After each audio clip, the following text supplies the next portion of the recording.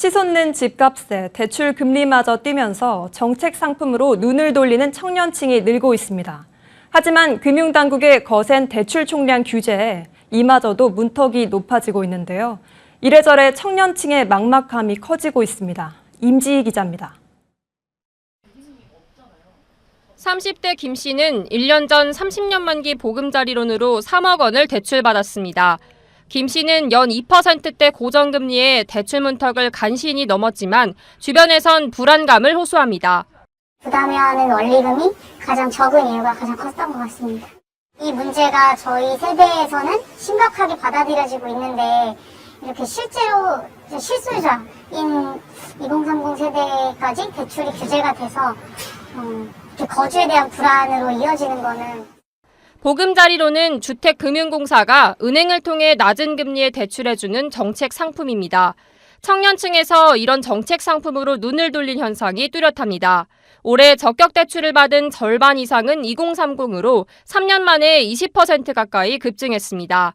고정금리에다 상환기간이 길다는 점이 장점으로 꼽혀 비교적 이자 부담이 적은 곳에 수요가 몰린 겁니다. 하지만 이런 인기에도 금융당국의 거센 대출 규제에 정책 상품마저 줄줄이 축소되고 있습니다. 보금자리론은 연말까지 대출 모집인을 통한 판매가 중단됐습니다. 국민은행과 하나은행 등 적격 대출을 취급하지 않는 은행도 속속 나오고 있습니다.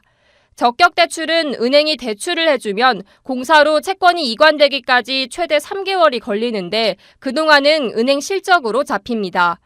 총량 관리에 돌입한 은행으로선 대출이 늘어 부담을 느낄 수밖에 없는 겁니다. 통상 공사에서 은행에 분기별로 한도를 부여하던 방식도 이달부턴 월별로 바뀌었습니다. 배정이 사실 많이 못 받는 것 같더라고요. 은공에서 원래 분기별로 주다가 10월에는 월별로 줬대요.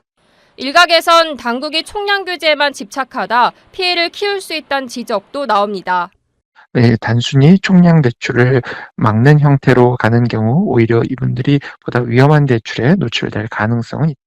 다음 주 가계대출 보완책이 발표되는 가운데 당장 대출받을 곳이 없는 청년층은 막다른 골목에 몰리고 있습니다. 머니투데이 방송 임지희입니다.